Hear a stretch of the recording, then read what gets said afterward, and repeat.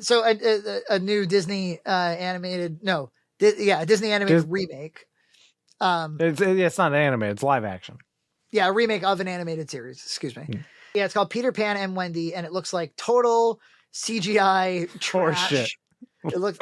They brought a bunch of kids on the volume, put pulleys on them. Yeah, I mean, it just looks like the color grading looks like so awful. It looks putrid. There is this big deal made in the middle of it about like the Lost Boys include girls now, and whatever. But my daughter, who is a huge Peter Pan fan, she's like just become crazy for Peter Pan. She saw it and she goes, I don't like that. And I said, why not? And she goes, because I've seen Return to Neverland, which is the animated sequel by Disney, and Wendy's daughter becomes the first ever lost girl. And so they can't be lost girls. She's the first lost girl. They're screwing up the canon. Like he fucked with the canon. Yeah. She's a basement dwelling nerd. Yeah, going on an incel, why don't you? Going on internet forums to complain. Anybody else have a problem with the way this disrupts Return to Neverland? Or am I the asshole? You can't upset the fans, man. You can't upset the Star Wars fans. You can't. My daughter gets downvoted. How dare you? Neckbeard. So yeah, actually, there's this really cute thing coming up that I'll have to talk about more when it happens. But the school, it's happening next week. The school reached out and said, "Hey, we want to surprise the kids." She's in kindergarten with like, you'll come in as the parent and you'll read a story, like the kid's favorite story to the whole class, and it'll just blow their minds that their parents showed up in the, we'll keep it a surprise and stuff. So I said, "What is your favorite storybook?" And she said, "Peter Pan." And I said, okay. I loved Peter Pan when I was a kid as well. I watched the Mary Martin play a lot. All right, yeah. That was like in the 50s. And then Hook, I was a huge fan of Hook. Yeah, it's funny is that these Peter Pan things, I don't even think Hook was really all that much of a hit. It didn't do as well as I think Spielberg wanted.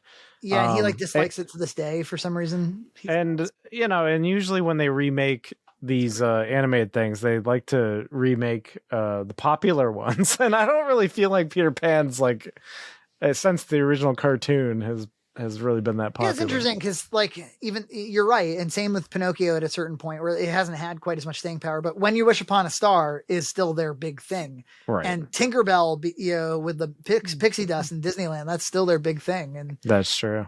And they did revitalize, like those Tinkerbell movies were very, very successful. Right. You're right. They were. They came out like in theaters and stuff. I read something, or I watched a YouTube video once about how those were going to be like weak sauce, like straight to VHS kind of crap. And John Lasseter stuck himself in the middle of it. Of all people. And he was like, no, let's make these like cool Pixie Hollow, like build out the lore of the fairies and stuff. Very good move, because my daughter likes really likes the Pixie Hollow thing. She likes the other there's one fairy called Periwinkle. She likes a lot more than Tink herself. They kind of did that with like Mask of the Phantasm. It was supposed to be direct to VHS, and then like some executive was like, nope, put it in the theaters. Bedtime's always a struggle, and she likes to be told a story when she goes down. So I'm like, well, maybe I should start reading to you like a long chapter book or something. I started to read her like a Christmas Carol, like last Christmas. And that was maybe a little too 19th century. Yeah. But I was like, what about like, I've never read the J.M. Barrie classic, the original Peter Pan. So we went to Barnes & Noble, we found it. We brought it home, and I've been doing about a chapter a night, and she's pretty in it. And it's just one of those things, man, where like, what percentage of people who have seen adaptations of Peter Pan have read the Peter Pan book? Probably an extremely small amount. Yeah. And I was among their numbers. And it's like a game of telephone. Like the adaptations get adaptations. Right. And you get so far away from the source material, you don't know what the hell it's about. And so I'm only a few chapters in, but I'd like to tell you some things that stuck out to me as I've never seen that in an adaptation before. But it's right there in the original source. Okay. For one thing, the Darlings, Mr. and Mrs., the father and mother. Right. More or less how you see them in the adaptations. The father is like a kind of like a stuffy accountant, and the mother is kind of like gentler and kinder and kind of more in touch with her inner child. But they're poor as fuck. which I never got that impression in any of the adaptations.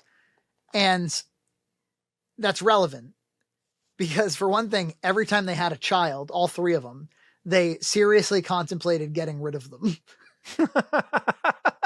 Like, they really had to think about whether or not they wanted to get rid of Wendy or get rid of, and then they chose to keep them. And now they have three.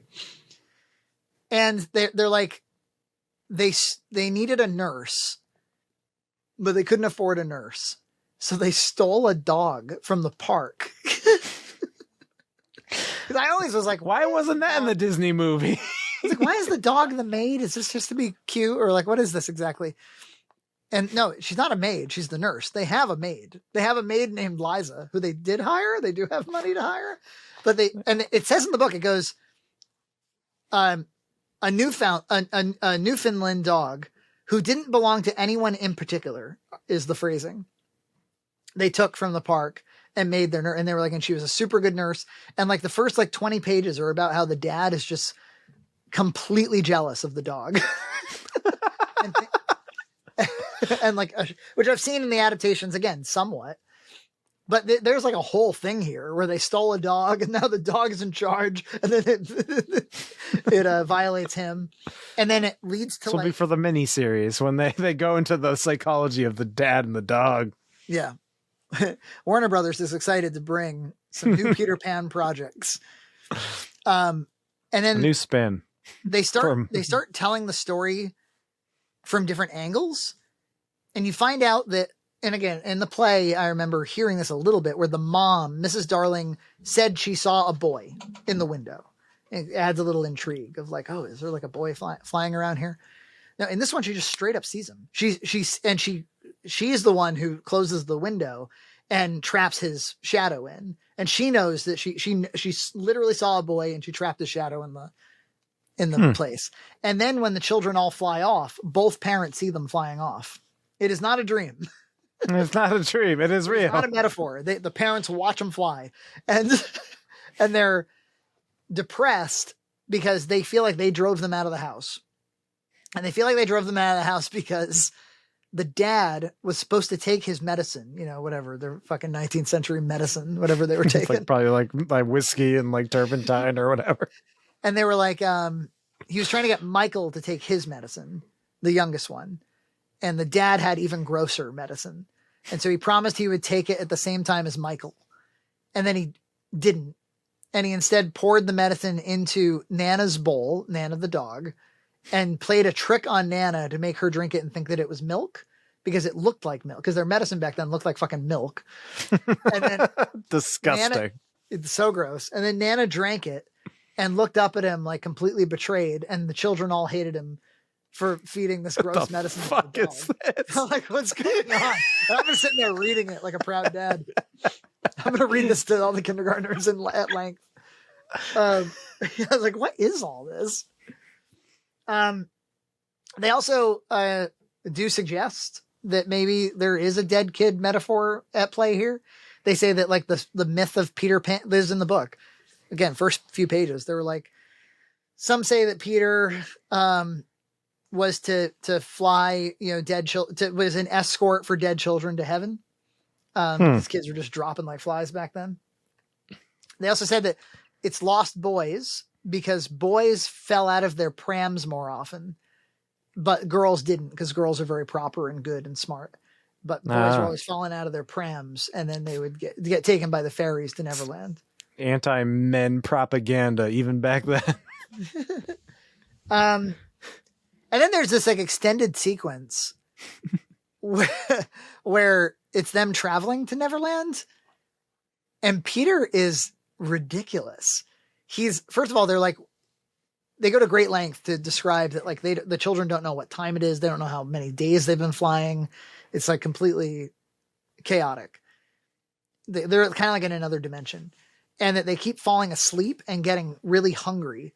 And when they're hungry, they have to go. The only way they can eat is to go take food out of like birds' mouths. And like, they keep like failing at it.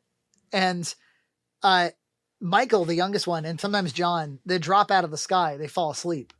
And then like Peter has to go get them.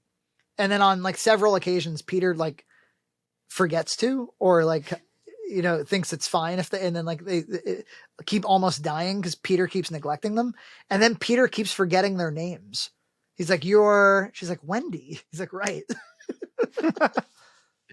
So yeah, like, I don't really know what the guy was going for with the story. But they were still figuring out stories back then. I can see why it made an impact, though. It's definitely a very, very odd, intriguing. Yeah, I mean, good for Disney. Disney figured out a way to be like, all right, here's a real movie of it. How about that? We can work with this. And then they recycle their own story over and over. Subscribe to Red Cow Entertainment on Patreon for full episodes every other week.